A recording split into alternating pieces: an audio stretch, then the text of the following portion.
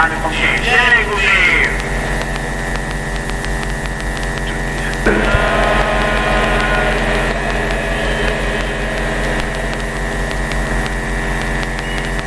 जय गुरुदेव।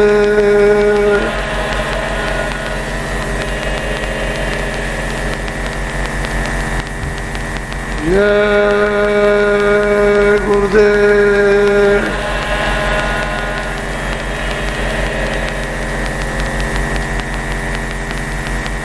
जय गुरुदेव नाम किसका। जय गुरुदेव नाम किसका। जय गुरुदेव नाम किसका।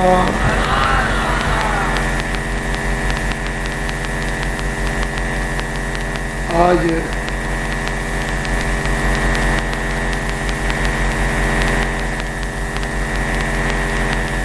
ये हसनापुर में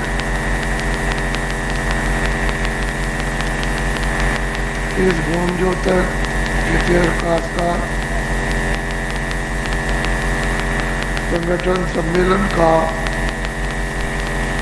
ये अंतिम समय है।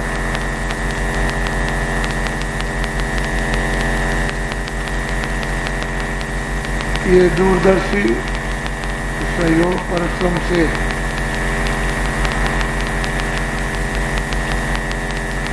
ये आपके प्राचीन स्थान पर ये कार्यक्रम हुआ। भूमज्योतक इतिहासकार संगठन सम्मेलन ये तीसरे स्थान पर हो रहा है।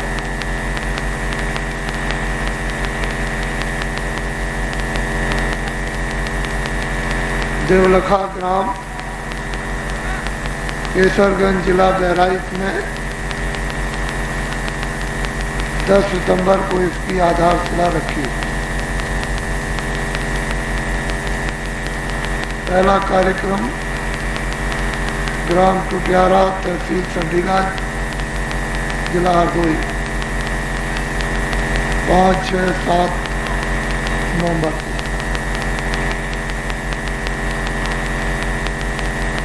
इसके बाद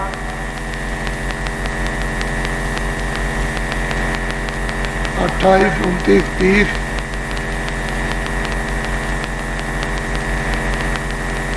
2 तारीख 2 दिसंबर तक विशाल कार्यक्रम मथुरा में। और दूसरा भूमज्योतक इतिहासकार संगठन का सम्मेलन 31 दिसंबर और 1-2 जनवरी ग्राम अमोद कस्बा मुगराबाद साहबपुर तहसील मछली शहर जिला जौनपुर।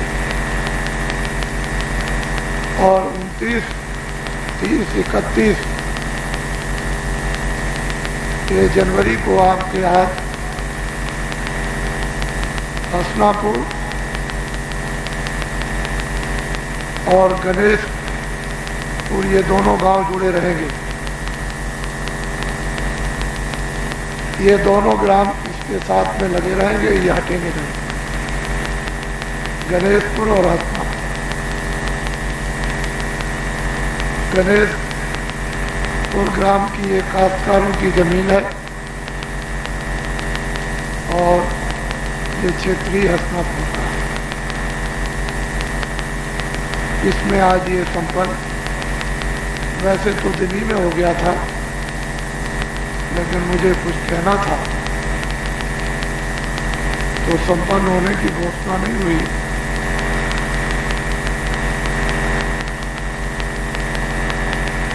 मुझे प्राचीन स्थान होने के नाते और महापुरुषों का इस भूमि पर, इस जमीन पर पदार्पण होता रहा। कृष्ण भगवान ने इसी जमीन पर रहकर के योजना बनाई और उन्होंने इतना बड़ा महाभारत साथ ही साथ यदुवंशियों का 56 करोड़ विनाश, ये सब कार्यक्रम इसी भूमि पर निर्धारित हो गए थे। तो ये महायोगियों की भूमि है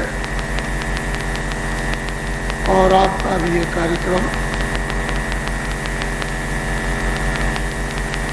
जो मानव हितों में है, वो आपने अपनी आंखों से देखा। जब तक आप जीवित रहेंगे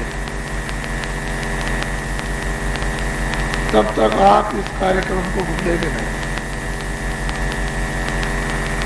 और इस स्थान का कार्यक्रम ये ऐसी पंक्तियों में लिखा जाएगा कि इसको इतिहास याद रखेगा। ये तो तीसरा स्थान है, 7 स्थान और लिखे जाएंगे जहां भूमि द्योतक इतिहासकार संगठन का सम्मेलन होगा। 10 स्थानों का उल्लेख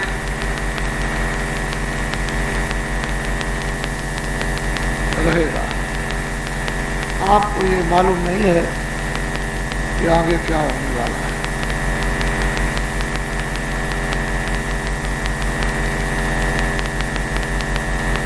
मुझे ये दशा प्रजातंत्र की देखकर बड़ा अफसोस भी होता है और दुख भी होता है कि हम लोग महात्माओं से निर्देश प्राप्त कर लेते तो आज हमारी मानवता और मानवता की जो रक्षा के साधन है वो सही रूप में विकास भी होता और इनके उपयोग में भी आता और शांति का लोग अपने अपने जीवन का छोटे से गृहस्थ आश्रम में अनुभव करते हैं और लोग ये समझते कि हमारे देश के शहीदों ने जो अपना खून दिया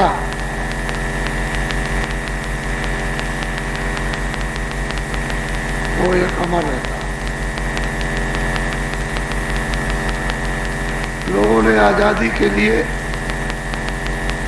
जो कुर्बानियां की हैं, आपने अपने कामों से उनको भुला दिया। इतने बुरे से बुरे काम, धर्म को त्याग कर, महात्माओं को त्याग कर, विद्वानों को त्याग कर जो हुए हैं वो आपके सामने है।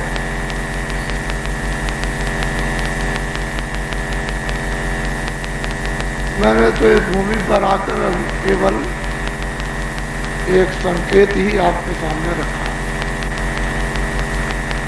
मैं आपका पक्का सेवक हूँ, पक्का आपका मुरीद हूँ। न पहले महात्मा था, न अब और न भविष्य। मुझे तो सेवा का आदेश मिला है कि सेवा करनी है। मुझे महात्मा बनने का आदेश नहीं मिला।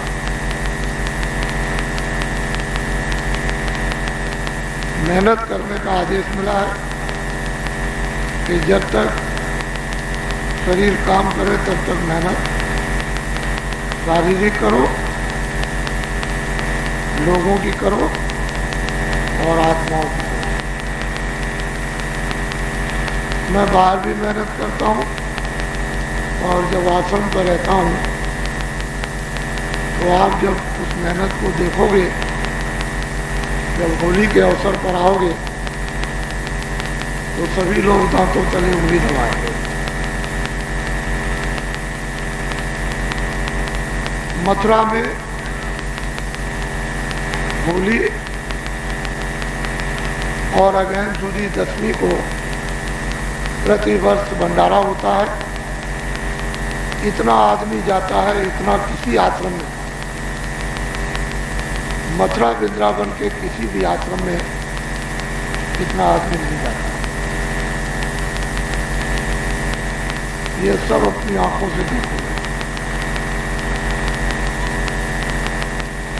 मुझे आदेश मिला था मथुरा की धर्मभूमि पर आश्रम बनाने के लिए, तो आश्रम की स्थापना मथुराई में हुई और मथुरा एक धर्मस्थल है। वहाँ बड़े बड़े देवस्थान, आचार्य, विद्वान इत्यादों का इतिहास मिलता है। हम भी एक छोटी सी कुटी बनाकर और गुरु आदेश पाकर ये कार्य कर रहे हैं।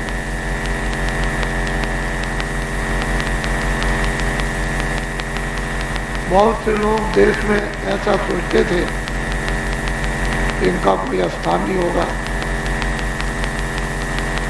पता नहीं कहाँ पे। महात्मा की कोई पहचान नहीं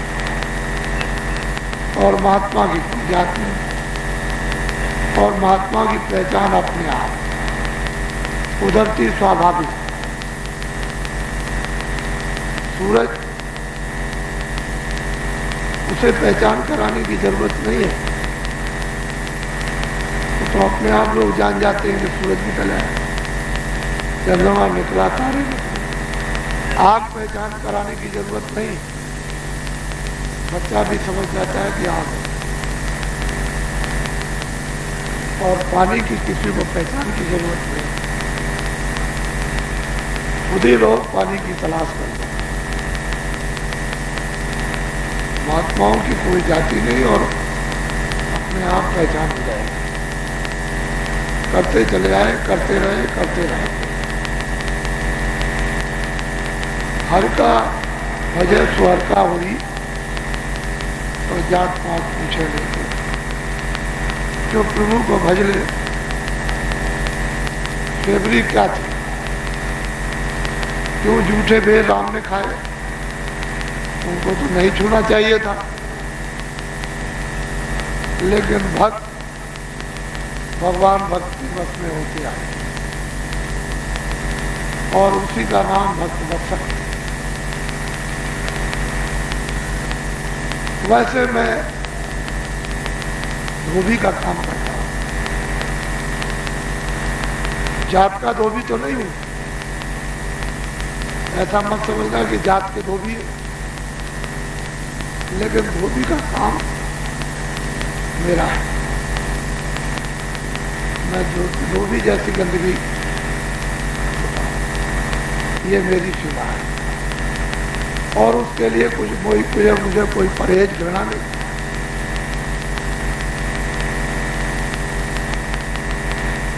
और ये सेवा सबसे ऊंची, ये छोटी मोटी सेवा नहीं। तो इसके लिए कोई आदमी इतनी छोटी और बड़ी सेवा लेकर बैठे और फिर वो कहे कि हम महात्मा हैं,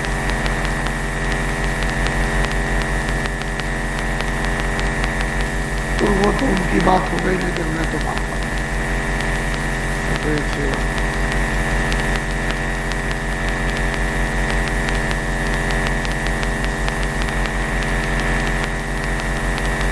धर्म की भी जरूरत है और एक व्यवस्था है, वही राजनीति। घर की व्यवस्था घर के लिए राजनीति, समाज की व्यवस्था समाज के लिए राजनीति, देश के जनों की व्यवस्था देश की राजनीति। व्यवस्था ही एक राजनीति और धर्म ही ईश्वर बोध है।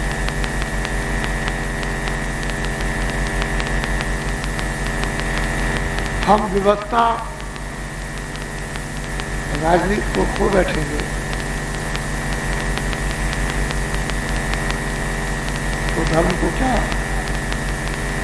समझेंगे और धर्म के लोगों को क्या जानेंगे। अगर व्यवस्था हो गई होती तो आपने धर्मों को पहचान लिया होता।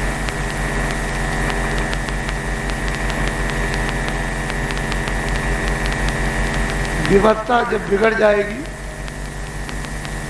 तो जितने लोग भी आएंगे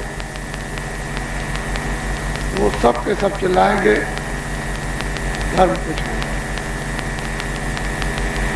धर्म अनाचार है, धर्म पापाचार है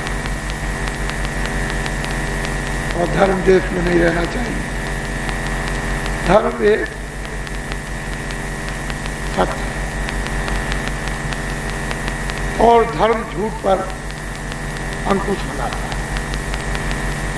धर्म धोखे पर अंकुश लगाता, झूठ पर अंकुश लगाता, धर्म बेईमानी पर अंकुश लगाता, धर्म चोरी पर अंकुश लगाता, धर्म डकैती पे अंकुश लगाता, धर्म कत्ल पे अंकुश लगाता और धर्म कुदृष्टि पे अंकुश लगाता है, निंदा पर अंकुश लगाता है। धर्म एक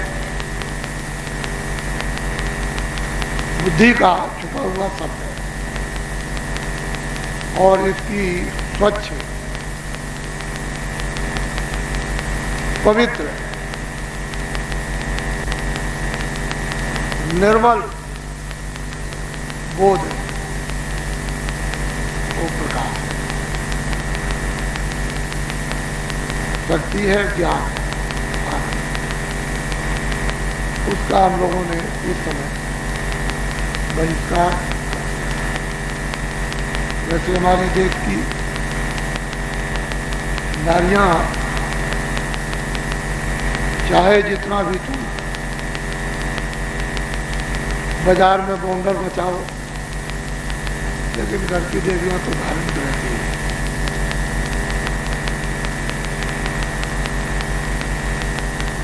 उन्हीं के कारण ये जो बच्चे पैदा होते हैं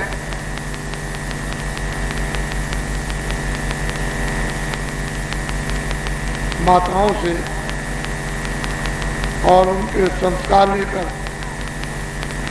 जो बाहर आते हैं उन्हीं से कुछ बचा हुआ है। बाकी अगर देवियां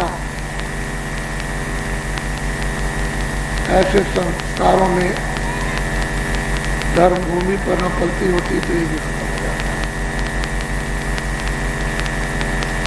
जब जब वो धर्म की हानि वाड़े अशुभ महा तो कहते हैं गीता में, जब धर्म यदा यदा लोप हो जाएगा, नष्ट हो जाएगा, खत्म हो जाएगा, लोग को बैठेंगे तो मान शक्तियों का अवश्य ही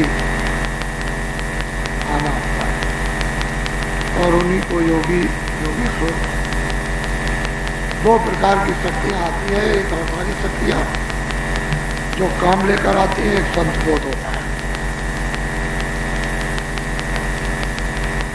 संत बोध सबसे सर्वोपरि, वो सब चीजों के राज को जानते हैं। संतों के राज को लोग नहीं जानते। एक तो अवतारिक शक्ति और दूसरी एक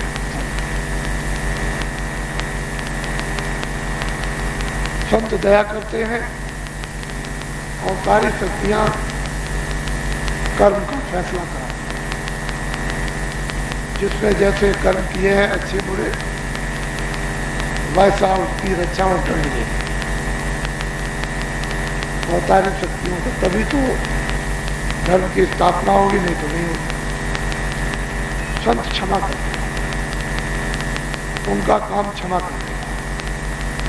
अवतारिक शक्तियां किसी को नहीं बख्शती, वो किसी को छोड़ती नहीं। जब वृक्ष की ओट में भगवान राम ने बाली को मारा, जब कृष्णा अवतार हुआ और उन्होंने अपने पूरे सब काम कर लिए।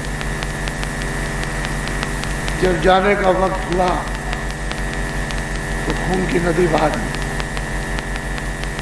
और शीघ्र चले गए नदी के किनारे। शरीर छोड़ने ही वाले थे, बहेलिया घूम रहा था, उनके पैर में पदम था, चमक रहा था। बहेलिया ने सोचा हिरण पानी पी रहा, निशाना मार के तीर छोड़ दिया और ठीक उसी पदम में तीर लगा। जब वो दौड़ के आया, देखा वो तो हिरण नहीं है, तो इस भगवान राम से बड़ा अन्याय और पाप। उन्होंने उसी समय कहा कि तुमने कोई पाप नहीं किया है, अपना बदला ले। मैंने वृक्ष की ओट में खड़े होकर के तुमको मारा था, तुम बाली थे। कृष्ण अवतार में तुम बहेलिए हुए और मैं ये हुआ, तुमने अपना बदला।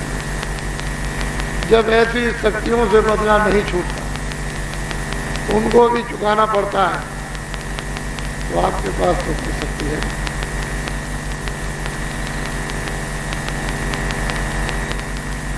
आपको तो भरपूर बदले चुकाने होंगे, मैं ब्याज के चुकाने पड़ेंगे।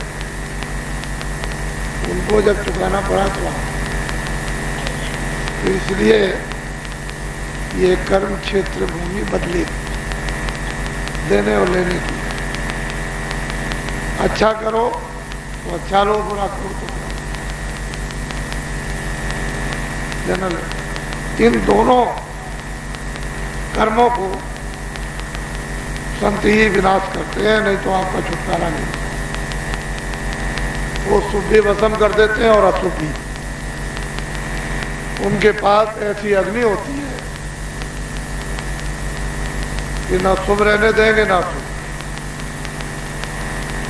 जिन कर्मों से प्रारब्ध बन गई और उसका आपको भोग शरीर और अवधि मिली है, उसका अगर विनाश कर दें तो क्षणों में शरीर खत्म। क्रियामान जो कर्म होते हैं उनका विनाश कर, उसी जगह पर, उसी सिल पर एक ऐसी चीज रख देते हैं कि इसको घोटो, और वो है प्रजा। आगे कोई कर्म बनने नहीं देंगे, प्रारब्ध का श्वास श्वास पर समाप्त होगा। और जब भजन कराएंगे तो चौराही में संचित कर्मों का उनका भी भंडार जलवा देंगे।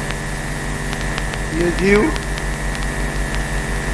प्रारब्ध कर्मों को समाप्त करेगा, क्रियामान कर्म रहेंगे नहीं, और संचित कर्म चढ़ाई में दाह हो जाएगा।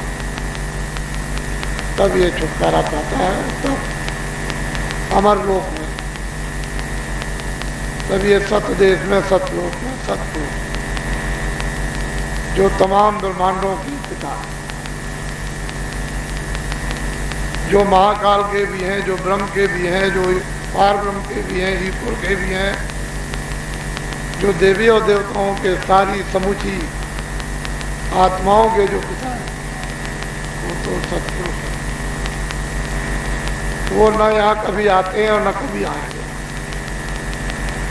उन्होंने तो अपने पुत्रों को राज बख्श दिया, दे दिया। उनके पुत्र राज पाकर के अपना शासन कर रहे, वो न कभी आते हैं न कभी आए।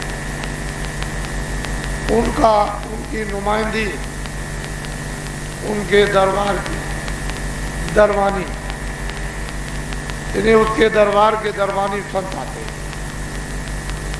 जो निरंतर उसके दरबार में हाजिरी देते हैं, और यहाँ की पूरी खबरें, ब्रह्मांडों की पूरी खबरें, जो भी दशा यहाँ जीवों की हो रही है, सब उनके दरबार में पेश करते हैं। वो सच्चे शहंशाह के दरबार के दरबानी संत और बाकी ऋषि मुनि योगी योगेश्वर ये नीचे से आते हैं। वो उसी वक्त आते हैं जब कोई खास विशेष काम करना होता है। जब तक वो संत रहेंगे सामने तब तक वो कोई काम नहीं कर सकते। जब संत चुप हो जाएंगे तभी काम करने का उनको अवसर। संत संकल्प के सामने कोई टिक नहीं सकता। इसलिए आपको मैं ये मालूम कि ऋषि कौन है, मुनि कौन है, आत्मदर्शी कौन है, ईश्वरदर्शी कौन है, ब्रह्मदर्शी कौन है, योगी कौन है, योगेश्वर कौन है, साधु कौन है और संत किसको कहते हैं और परम संत किसको, आपको तो कुछ मालूम। कोई ग्रंथ पढ़ने से तो ये चीज जान नहीं जाओ, इसके लिए कमाई करो। संत मिलेंगे कृपा पालेंगे। इसके पहले तो कुछ ऐसे आदेश ऊपर से ईश्वर शक्तियों के होते रहते हैं और उन आदेशों में जो होते हैं उनमें तीर के मारने में, निशाना मारने में फर्क हो सकता है, लेकिन उनके आदेशों में कोई फर्क नहीं। तुम्हारी समझ में फर्क हो जाएगा। सूरज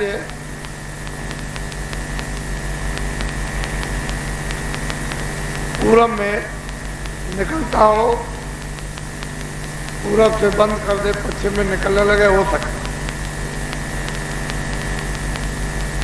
लेकिन महापुरुषों के वचन नहीं चलते। तो ये कार्यक्रम जब तक आप जीवित रहोगे तब तक और ये दिन पर दिन यादगार इसकी होगी, क्योंकि अभी ये 7 कार्यक्रम जो और होने जा रहे हैं और 10 जब पूरे हो जाएंगे तब देखिए कि कौन सा धमाका होता है।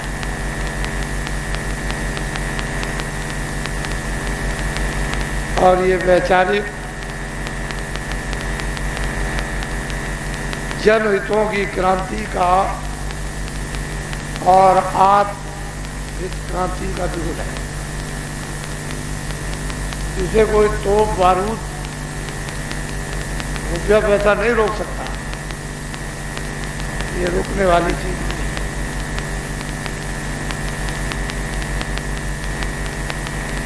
मैं धीरे धीरे, वैसे मैं बहुत कुछ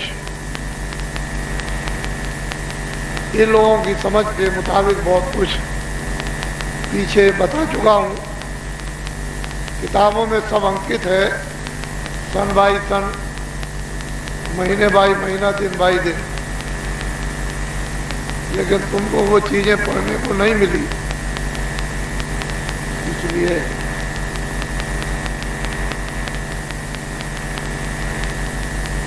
और बड़े बड़े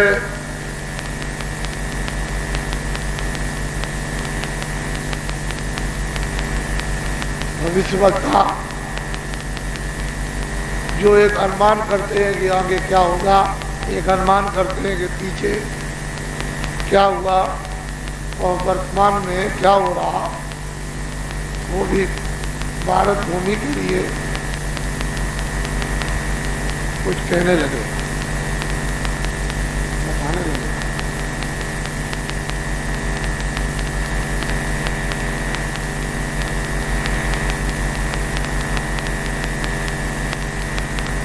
मुसलमानों को भी चाहिए,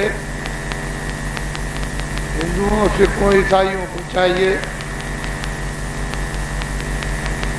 कि जब कोई आपके मोहल्ले गांव में घटना हो,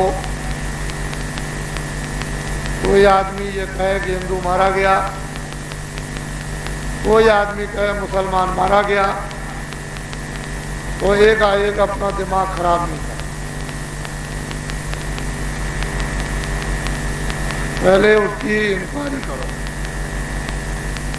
अगर ऐसा हुआ तो क्यों मारा गया, ये घटना क्यों हुई। जब तुम जानकारी करोगे तो घटना किस तरह से हुई और क्या समझ बैठे। और जरा से में हिंदू और मुसलमानों के तनाव में आ गए और मिनटों में सैकड़ों का कत्लेआम कर दिया, हजारों मार दिए। तो मैं आपसे पूछता हूँ कि ये गुनाह नहीं, ये अपराध नहीं? बहुत बड़ा गुनाह, बहुत बड़ा अपराध। इंसान को ये गुनाह के लिए, किसी जान का हलाल करने के लिए कोई भी किताब, कोई फकीर नहीं, किसी हत्या के लिए कोई भी धार्मिक पुस्तक और कोई महात्मा नहीं। घटना हो जाए तो हिंदू मुसलमान सिखों को बहुत गहराई से छानबीन करना है, तब उसके बाद उसका समाधान करना। वैसे मोहब्बत प्यार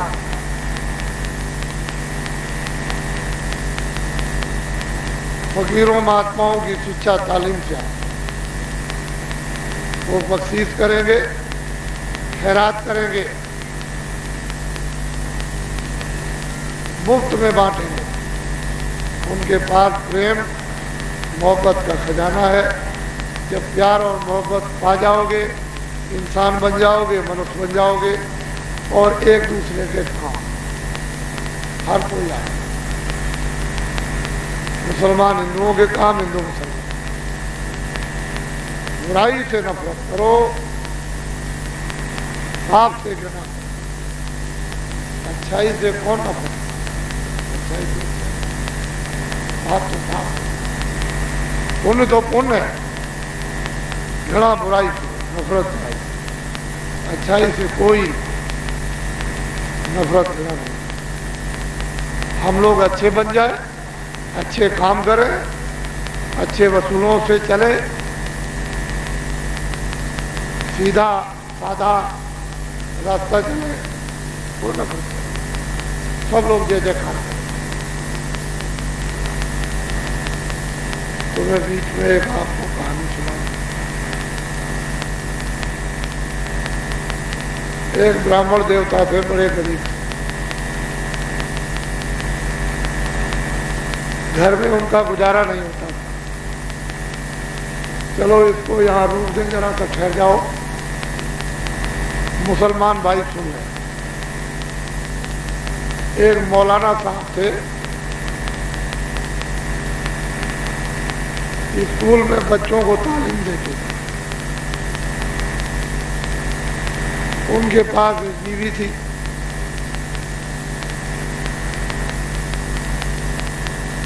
कोई ऐसी बात हो गई, स्कूल बंद हो गया। पहले तो उनको तनख्वाह मिलती, अच्छा अपना और अपनी बीवी का गुजारा करते थे। लेकिन स्कूल बंद हो गया तो नौकरी छूट। अब जो उन्होंने जमा किया था वो कुछ महीनों वर्षों में खत्म कर दिया। उनकी बीवी पान बहुत खाती थी,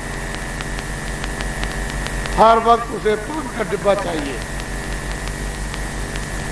और सारी दीवारें घर की सब पान से रंगी हुई थी। मौलाना साहब बोले बीवी से, देखो बहुत दिन हो गए, जो हमारे पास जमा था वो खत्म हो गया। तो बीवी ने कहा कि कमा करके लाओ, हम तो नौकरी नहीं कर सकते। तो बोले कि अच्छा जाएंगे। तो उन्होंने जो अच्छे से अच्छे कपड़े थे, एक कुर्ता पैजामा टोपी, 2 4 5 उसमें छेद, पैजामा भी थे, कुर्ते में भी थे, लेकिन वो अच्छा से अच्छा था।